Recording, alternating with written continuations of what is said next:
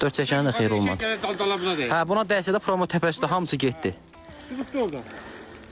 Ötən gün gecə saatlarından etibarən bölgələrdə qar yağması müşahidə olunur. Yağan qar səbəbindən günorta saatlarından Bakı-Şamaxı-Yevlax avtomobil yolunun Ağsu aşırımından keçən hissəsində nəqliyyat vasitələrinin hərəkətində çətinliklər yaranıb.